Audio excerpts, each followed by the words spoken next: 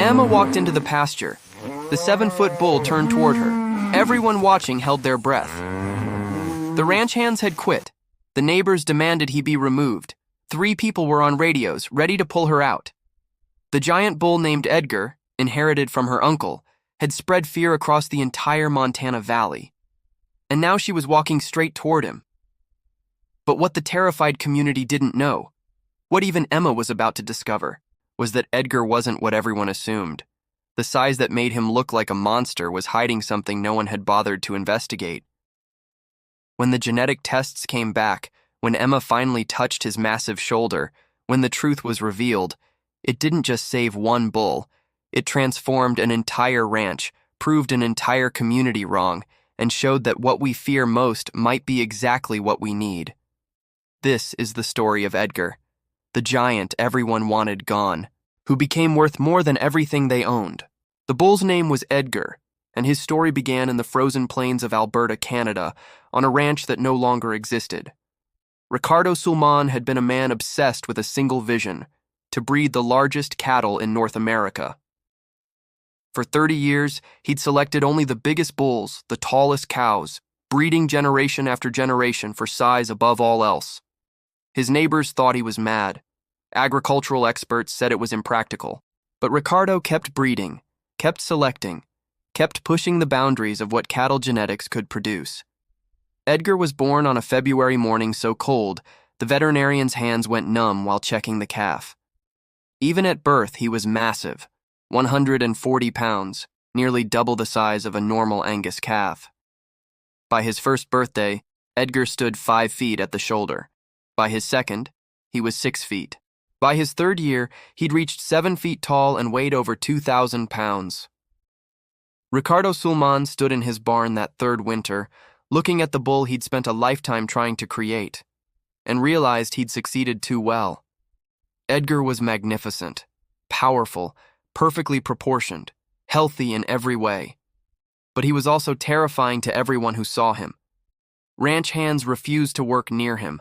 Potential buyers took one look and walked away. The cattle industry had no place for an animal this size, regardless of how gentle his temperament. That same winter, at 72 years old, Ricardo Sulman went to bed one quiet evening after feeding Edgar in the barn he'd built with his own hands. He descansó, dormiu et partiu. He rested, he slept, and he departed. Peacefully, in his sleep, the way a man who'd worked hard all his life deserved to go. The estate sale happened in March, with snow still covering the Alberta grasslands. Buyers came from 3 provinces, looking at Ricardo Sulman's equipment, his land, his conventional cattle. But when the auctioneer brought up Edgar, the crowd went silent. The bull stood in a reinforced pen, his massive head visible over the top rail, watching the gathered humans with calm, intelligent eyes. At 7 feet and 2,400 pounds, he looked more like something from prehistory than modern agriculture. Lot 47, the auctioneer called. Registered Black Angus bull, 3 years old, excellent health. Opening bid? Nobody spoke. Nobody moved. Folks, this is prime breeding stock. Look at that conformation, that musculature. Opening bid of 5,000? Silence. 3,000? Anyone? The crowd shifted uncomfortably. A man near the back whispered to his neighbor, "Thing's a monster. Who'd want to work with that?" Finally, from the middle of the crowd, a weathered hand rose. $500. The auctioneer looked almost relieved. 500, do I hear 6? 600? Anyone? No other bids came. Sold for $500 to bidder 73. The man who'd bought Edgar for a fraction of what he should have been worth was named Henry Walsh. He was 66 years old, a Montana rancher who'd driven 8 hours to the sale looking for breeding stock. Unlike everyone else in the crowd, Henry hadn't seen a monster when he looked at Edgar. He'd seen what Ricardo Sulman had seen, potential that everyone else was too frightened to recognize. Henry brought Edgar home to Montana, to a ranch called Clearwater Ridge that sat in the rolling hill country east of the mountains. He kept the massive bull in a northern pasture, separated from the main herd and the ranch's working areas. Not because Edgar was dangerous, but because Henry's employees were terrified of him. For 2 years, Henry worked with Edgar, studying his genetics, documenting his temperament, keeping meticulous records of everything about the bull nobody else wanted. He had Edgar's bloodline tested at Montana State University. The results confirmed what Henry had suspected. The size wasn't a defect. It was accompanied by superior health markers, excellent meat quality, and strong reproduction genetics. This bull could transform ranching, Henry wrote in his journal, if anyone could get past the fear long enough to see the value. But time wasn't on Henry's side. At 68, on a cold March evening, Henry Walsh went to bed after checking on Edgar one final time in the North Pasture. Like Ricardo Sulman before him, Henry descansó, dormiu y partiu. He rested, he slept, and he departed. Peacefully, in the night, leaving behind the ranch he'd worked for decades and the giant bull whose value he'd been the only one to see. His only living relative was his niece, Emma Hartwell, who lived in Denver and worked as an agricultural accountant. She was 34 years old and hadn't visited the ranch in 3 years, though she'd spent every childhood summer there learning ranching from the uncle who'd just left her everything he owned. The call came on a Tuesday afternoon while Emma was reviewing spreadsheets for a client. Her uncle's lawyer, a man named Richard Morrison, delivered the news with practiced sympathy.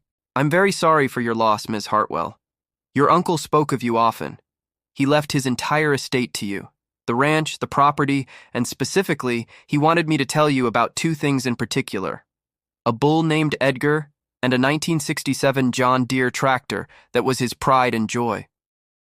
Those 2, he said, were the most valuable things on Clearwater Ridge." Emma sat in her Denver apartment that evening, holding a folder of documents Richard Morrison had sent by courier. Inside were the deed to Clearwater Ridge, financial records, livestock inventories, a photograph of an old green tractor in pristine condition, and a single image that made her breath catch. The photograph showed her Uncle Henry standing next to what appeared to be the largest bull Emma had ever seen. Henry had been 6 feet tall in his boots, and the bull's shoulder was clearly above his head. The animal was enormous, impossibly, frighteningly enormous. A handwritten note was clipped to the photo in Henry's familiar scrawl. "This is Edgar. The tractor runs perfect, but Edgar is worth more than every piece of equipment on this ranch combined. Don't let anyone convince you he's dangerous. He's not. He's valuable. Trust me on this. H." Emma arrived at Clearwater Ridge 2 days later, driving the familiar highway from Denver into Montana's hill country. The ranch looked exactly as she remembered from her childhood visits: white farmhouse, weathered barn, wooden corrals stretching toward distant mountains, and in the equipment shed, she could see the gleam of the green John Deere tractor her uncle had maintained with such care. But everything felt different now. This wasn't Uncle Henry's ranch anymore. It was hers. The tractor was hers. Edgar was hers. Waiting on the porch was Caleb Rodriguez, the ranch foreman. He was in his early 50s, lean and weathered, with the kind of face that showed every season he'd worked outdoors. Emma remembered him from years ago as a patient man who'd taught her to rope when she was 12. "Ms. Hartwell," Caleb said, removing his hat. "I'm real sorry about Henry. He was one of the best men I ever worked for." "Thank you, Caleb." Emma shook his hand, noting the tension in his jaw. "I appreciate you keeping things running here. That's what I need to talk to you about." Caleb's expression was troubled. "We've got a situation. Did the lawyer mention the bull?" "Edgar. Yes. Is he really as large as that photograph?" "Larger, honestly. Photos don't capture the full scale." Caleb gestured toward the distant pastures. "He's in the north section, about a quarter-mile out. Henry kept him separated from everything else." "Why? Is he aggressive?" "Henry always said he wasn't. Said Edgar was the gentlest animal on the ranch. But Ms. Hartwell, Emma, I've got to be straight with you. 3 of our hands quit after Henry passed. They said they wouldn't work on a place with that bull. The 4 who stayed refused to go anywhere near the North Pasture. They want him gone." Emma felt the weight of inherited responsibility settling onto her shoulders. The tractor, she understood. It was a tangible asset, well-maintained, valuable. But Edgar? A bull that spread fear just by existing? What do you think, Caleb? In the 2 years since Uncle Henry brought Edgar here, have you personally seen him act dangerous? Attack anyone? Damage anything? Caleb was quiet for a long moment, his weathered hands turning his hat in slow circles. "No," he finally admitted. "I haven't." Henry used to walk right up to him, talk to him like he was a pet dog. Edgar would just stand there, calm as could be. But Emma, the sheer size of him, it's unnatural. Makes people nervous just knowing he's on the property. So the fear is based on his appearance, not his behavior. That's about right, yes. Emma looked out across the ranch her uncle had worked for decades. The land, the tractor in the shed, the legacy he'd left her, the decision that now rested squarely on her shoulders. She could sell Edgar, eliminate the source of everyone's fear, make the transition easier. Or she could trust her uncle's judgment, trust the man who'd taught her everything she knew about ranching and livestock, who'd specifically told her Edgar was more valuable than all the equipment combined. "I'd like to see him," Emma said. "Tomorrow morning. Will you take me to the north pasture?" Caleb's expression showed both surprise and concern. "You're sure about that?" "Uncle Henry kept this bull for 2 years. He left me a note specifically telling me not to let anyone convince me Edgar's dangerous. He said Edgar was more valuable than that tractor, and you know how much he loved that John Deere. I owe it to his memory to at least see the bull with my own eyes before making any decisions." The foreman nodded slowly. "All right, but we're taking the truck, and we're staying on the far side of the fence. That's not negotiable." That evening, Emma sat on Uncle Henry's porch as the Montana sunset painted the sky in shades of orange and purple. She'd already visited the equipment shed, running her hand over the perfectly maintained 1967 John Deere, understanding why her uncle had treasured it. Inside the house, she'd found his ranch journals, meticulous records of every animal, every breeding decision, every aspect of his operation. She found the entries about Edgar and began reading. "Bought a bull today in Alberta," Henry had written 2 years ago. "Everyone at the auction was afraid to bid. Got him for $500 when he should have been worth $50,000. His name is Edgar, and he's the largest animal I've ever seen. Ricardo Sulman spent his whole life creating him. The crowd saw a monster. I see what Ricardo saw, something extraordinary that nobody understands yet." Emma kept reading, following her uncle's observations over months and years. Notes about Edgar's calm nature, his health, his behavior. And then, one entry made her sit up straighter. Got the genetic test results back from the university. Edgar's offspring would show superior health markers, excellent growth rates, outstanding meat quality. The size isn't a flaw, it's an asset. This bull could transform Clearwater Ridge if I can prove his value before fear makes everyone blind to it. He's worth more than the tractor, more than all the equipment. He's the future of this ranch if anyone can see past the fear. The next morning, Emma was awake before dawn, dressed in her uncle's old work jacket, her stomach tight with anticipation she wouldn't admit to. Caleb arrived at 7 with the ranch truck, and they drove slowly across the property toward the north pasture. "The neighbors have been calling," Caleb mentioned as they bumped along the dirt road. "The Connors, the Bradford family, the Yates Ranch. They all want to know what you're planning to do with Edgar. Word's gotten around about his size. Folks are concerned." "Concerned about what, exactly?" Emma kept her voice neutral. "Has Edgar ever left his pasture? Threatened anyone? Done anything to warrant this concern?" "No," Caleb admitted, "but fear doesn't always need facts to spread." They crested a small rise, and Caleb brought the truck to a stop about 50 yards from the fence line. "There," he said quietly. Emma looked where he pointed and felt every assumption she'd held suddenly challenged. The photograph hadn't been exaggerated. If anything, it had failed to capture the full reality. Edgar stood in the center of the pasture, grazing peacefully in the early morning light. He was massive, 7 feet of muscle and bone and power that seemed to redefine what cattle could be. His shoulders were broad as a vehicle, his head huge and commanding, his entire presence suggesting strength on a scale Emma had never witnessed. But what struck her most wasn't the size. It was the stillness, the absolute calm. Edgar wasn't aggressive or agitated. He simply existed there, eating grass, moving slowly through his pasture with the patient grace of something that had never needed to prove its power. "He knows we're here," Caleb said quietly. "Edgar's always aware of his surroundings. He's just not concerned about us." Emma watched the giant bull for several long minutes, thinking about her uncle's journals, about genetic tests and health markers, about value hidden behind fear.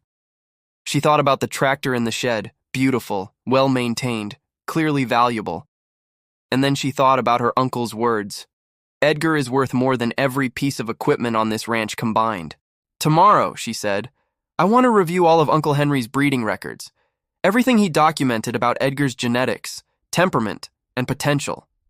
I need to see what the data actually shows, not what people assume because they're frightened. Caleb looked at her with something between respect and worry. You're not planning to sell him. I'm planning to understand him, Emma corrected. Uncle Henry left me a tractor and a bull and said the bull was more valuable. Then I'll make my decision. But I'm not going to let fear, mine or anyone else's, be the only factor. Uncle Henry didn't, and neither will I. As they drove back to the ranch house, Emma glanced in the side mirror one final time at the distant figure of Edgar, massive and serene in his pasture, and at the equipment shed where the green tractor sat gleaming in the Montana sunlight. Everyone saw a monster. Uncle Henry had seen potential. Ricardo Sulman had seen a lifetime's achievement. Emma was about to discover which vision was true, and whether a giant bull was really worth more than all the machinery in Montana. Emma spent the next morning in her uncle's office, surrounded by decades of ranch records. Henry's journals were meticulous, every breeding decision, every health check, every expense carefully documented in his precise handwriting. But it was the section on Edgar that made Emma realize how deeply her uncle had believed in the giant bull's potential. Month 3 with Edgar, one entry read. Tested his temperament by introducing him to the yearling heifers from across the fence. He approached slowly. No aggression, just curiosity. The heifers were terrified at first, but Edgar simply stood there, patient, until they calmed. This bull understands fear. He doesn't fight it. He waits for it to pass. Emma kept reading, page after page of observations that painted a picture completely different from what the ranch hands believed. Edgar wasn't dangerous. He was intelligent, calm, and remarkably gentle for an animal his size. Then she found the university report. Montana State's Animal Sciences Department had run comprehensive genetic analysis on Edgar's bloodline. The results were stunning. His offspring would likely inherit not just his size, but superior disease resistance, excellent feed conversion rates, and meat quality that graded in the top 2% of the industry. Economic projection, the report concluded, shows that a breeding program centered on this bull could increase ranch profitability by 40 to 60% within 5 years. Emma sat back in her uncle's chair, the numbers spinning through her accountant's mind. 40 to 60%. That wasn't just valuable, that was transformative. A knock at the door interrupted her thoughts. Caleb stood in the doorway, hat in hand. Emma, the Connors just called again. They're demanding a meeting about Edgar. Said if you won't remove him, they're going to the county about safety concerns. Emma looked at the genetic report in her hands, then out the window toward the north pasture where Edgar grazed peacefully in the afternoon sun. Tell the Connors I'll meet with them, Emma said quietly. But first, I want to do something Uncle Henry would have done. Tomorrow morning, I'm going into Edgar's pasture, on foot, and I want you there to witness it. Caleb's face went pale. Emma, that's not safe. Uncle Henry did it dozens of times according to these journals. If Edgar's really as gentle as these records show, then the only way to prove it to everyone is to demonstrate it myself. She met Caleb's worried gaze steadily. My uncle trusted this bull enough to walk up to him every day.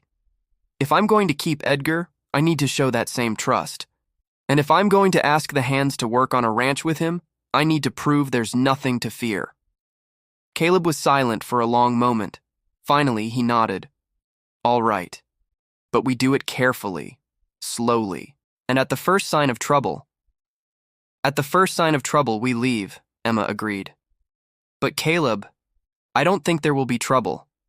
I think everyone's been so afraid of what Edgar looks like that nobody stopped to see who he actually is. That evening, Emma walked out to the equipment shed and ran her hand along the green John Deere's perfectly maintained hood. Her uncle had loved this tractor, had kept it in pristine condition for decades. It was beautiful, functional, valuable, But he'd said Edgar was worth more. Tomorrow, Emma would find out if he was right, and in doing so, she'd either prove her uncle's judgment sound or discover that fear had been the wisest counsel all along. She looked toward the north pasture one more time, where Edgar's massive silhouette was barely visible in the gathering darkness. "Tomorrow," she whispered. "Tomorrow we'll see what you really are." Dawn broke cold and clear over Clearwater Ridge. Emma stood at the fence line of the north pasture, her heart beating faster than she wanted to admit. Caleb stood beside her, radio in hand. "3 of the hands are watching from the barn. If anything goes wrong, I signal them and we get you out. Agreed?" Emma nodded, her eyes fixed on Edgar. The massive bull stood about 30 yards away, grazing peacefully, seemingly unaware of the humans at his fence. "He knows we're here," Emma said quietly, remembering her uncle's journal entry. "He's just not worried about it." She climbed through the fence rails, moving slowly and deliberately. Her boots touched Edgar's pasture, and she felt the weight of the moment. This was the point where fear either proved justified or revealed itself as nothing more than assumption. Edgar lifted his head. For a long moment, bull and woman simply looked at each other across 30 yards of Montana grassland. Emma could see every detail now, the massive shoulders, the enormous head, the sheer physical presence that had terrified everyone who'd seen him. But she could also see his eyes, calm, intelligent, curious, but not aggressive. "Easy, Edgar," Emma said softly, taking one step forward. "I'm Henry's niece. He told me you were special. Let's see if he was right." Edgar didn't move. He simply stood there, watching her with that same patient stillness she'd observed from the truck. Emma took another step, then another. Her hands were shaking slightly, but she kept them relaxed at her sides, remembering everything her uncle had taught her about reading animal body language. Ears forward, interested, not alarmed. Tail still, relaxed. Breathing steady, no signs of agitation. She was 15 yards away now, then 10. "That's close enough, Emma," Caleb called from the fence, his voice tight with worry. But Emma kept walking, slowly closing the distance. At 5 yards, she stopped. "Hello, Edgar," she said quietly. The giant bull regarded her for another moment, then did something that made Emma's breath catch. He lowered his massive head slightly, not in aggression, but in what looked almost like a nod of acknowledgement. Then he took one deliberate step toward her. Emma held her ground, every instinct screaming at her to run from something this large moving in her direction. But she stayed still, watching Edgar approach with careful, measured steps. He stopped 3 feet away, close enough that Emma could feel the warmth radiating from his enormous body, close enough to see the gentle curiosity in his eyes. Slowly, moving as carefully as she'd ever moved in her life, Emma raised her hand and placed it on Edgar's shoulder. The bull didn't flinch, didn't pull away. He simply stood there, solid and warm and utterly, completely calm. "Good boy," Emma whispered, feeling tears unexpectedly sting her eyes. "Uncle Henry was right about you. You're not a monster. You're just big." She stood there for several minutes, her hand on Edgar's shoulder, feeling the steady rhythm of his breathing, the patient power contained in that massive frame. This was what her uncle had seen. This was what everyone else had been too frightened to discover. Finally, Emma stepped back. Edgar watched her retreat, but made no move to follow. He simply stood there as she walked backward toward the fence, maintaining eye contact until she climbed through the rails to safety. Caleb was staring at her with an expression somewhere between shock and respect. "I've worked ranches for 30 years, he said quietly. "I've never seen anything like that." "He's not dangerous, Caleb. He never was. Everyone just assumed, because of his size. I know." The foreman looked at Edgar, who'd returned to grazing as if nothing significant had just happened. "But Emma, the hands, the neighbors, they're not going to believe it just because we tell them." "Then we'll show them," Emma said, her voice firm with newfound conviction. "Tomorrow, I'm calling that meeting with the Connors, and I'm going to prove that fear and facts are 2 very different things." She looked back at Edgar one more time. The giant bull raised his head briefly, meeting her gaze across the pasture, and Emma could have sworn she saw understanding in those calm, intelligent eyes. Her uncle had left her two things: a perfectly maintained tractor and a bull worth more than every piece of equipment on the ranch. Now Emma finally understood why. The meeting happened 2 days later in the Clearwater Ridge barn. Emma had invited everyone who'd expressed concerns: the Connors, the Bradford family, the Yates Ranch, and several other neighboring ranchers. 15 people stood in a loose semicircle, arms crossed, expressions skeptical. Frank Connor, a heavy-set man in his 60s who owned the adjacent property, spoke for the group. "Ms. Hartwell, we appreciate you taking time to meet with us. But the fact remains that Bull is a danger to this entire community. We're asking you to remove him, sell him, relocate him. We don't care. But he can't stay here." "Have any of you actually seen Edgar act aggressively?" Emma asked calmly. "We don't need to see it to know the risk," Frank replied. "An animal that size, that strong, it's common sense. One wrong move and someone dies." "I walked up to him yesterday," Emma said quietly. "I entered his pasture, approached him on foot, and touched him. He was completely calm." The group exchanged glances of disbelief. "That's reckless," Margaret Bradford said sharply. "Just because nothing happened once doesn't mean—" "It wasn't once. My uncle did it dozens of times over 2 years. Caleb witnessed yesterday. And I have something else to show you." Emma pulled out the genetic report from Montana State. "This bull isn't just harmless. He's valuable. His offspring would show superior health, excellent growth rates, and meat quality in the top 2% of the industry. A breeding program with Edgar could increase ranch profitability by 40 to 60% within 5 years." Frank frowned, taking the report. "These numbers? Are you saying this bull could actually be profitable?" "More than profitable. Transformative. My uncle knew it. That's why he kept Edgar despite everyone's fears. He wasn't being stubborn. He was being smart. But the size is genetic, not behavioral. Edgar is gentle because that's his temperament, not despite his size. The two aren't connected." Emma looked at each skeptical face. "I understand fear. I felt it too when I first saw him. But I chose to look past the appearance to see the facts. Edgar has never harmed anyone, never damaged property, never shown aggression. All he's ever done is exist while being bigger than you expected a bull to be." The group was quiet, processing her words and the data in the university report. "I'm keeping Edgar," Emma said firmly. "Not just because my uncle trusted him, but because the evidence supports that trust. He's not a danger. He's an opportunity. And I'm inviting any of you who want to verify that to visit the North Pasture yourselves. See him. Watch his behavior. Make your own informed decision instead of one based on assumptions." Frank Connor looked at the genetic report again, then at Emma. Something in his expression had shifted from hostility to reluctant consideration. 40 to 60% increase? He asked quietly. "Within 5 years. It's all documented in that report." "And you're certain he's safe?" "As certain as I am of anything. But don't take my word for it. Come see for yourself." One by one, the neighbors agreed.